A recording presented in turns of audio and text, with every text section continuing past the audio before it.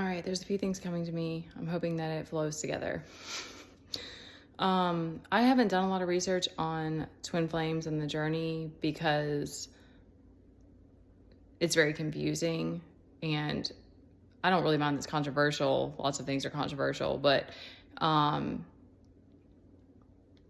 however, to me it makes sense because of the dual nature and the fact that it's two partners, two people coming together in a relationship and stuff.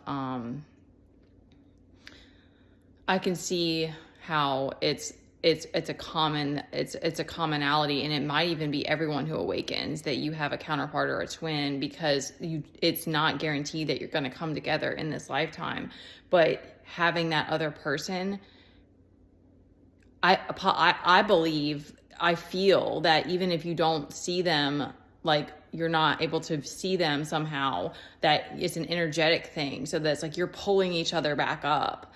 Because awakening is many aspects are beautiful and peaceful, and many aspects are insane.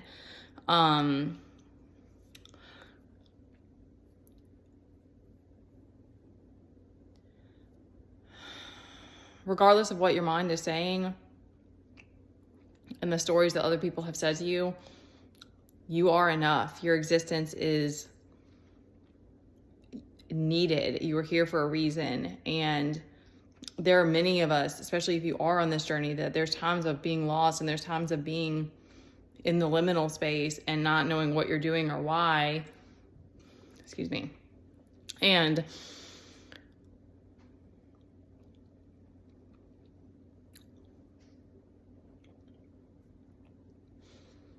once you can work with your Kundalini energy, and that's why I always, I didn't even know that breath work, that there was a correlation there.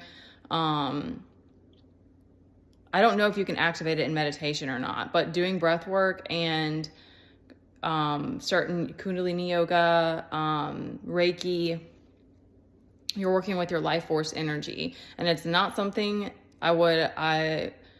it's not something to take with a grain of salt, because it's very, very, very powerful. It's life force energy, and it's sacral chakra. So it's sexual energy, creative energy is very, very powerful. So that will help you learning how to harness it, learning how to work with it. It's an individual thing because it's within you. So you have to go and research it and find information, and even when you start to work with it, you have to learn your body, just like anyone does. So that's just what's coming to me right now, is that's something that, because when you're on your own and these different things, because before, when it's all like ego based and sorry it's so dark in here, y'all, it's cloudy outside, or you're running on stress and fear, that's what's fueling you. But then when you start to balance your energies and you start to come to a place of calm, you have to keep reigniting that flame. You have to keep getting you're in that stagnancy, getting out of that stagnancy, keep getting yourself back up. And that life force energy, working with that, will help you. And it gives you, then it all comes together, and you realize that it's like, that's what that creative power is what you want to use to create the reality that you want to live in, to do whatever it is, do your purpose, whatever it is that you came here to do, and continue to unlock and open up to, and accepting and recognizing and embracing the journey, and that it's very much a solo journey, but that we still can be inspiration for each other, and that if it's meant to be, then you will come together with your twin, but it has to be the right time, because that's the other thing, is that's why I shouldn't have used the word terrifying yesterday, because it's not that, but it's just because every time I come close to someone that's like a past life person, or there's just a spiritual connection, it's so intense. Or like this, if there's something that happens and there's a split, it's very intense, and I sometimes have to cleanse the energy, or there's so it's like you just start to realize that's why I feel like I have Egyptian roots and stuff, because it's very powerful energy.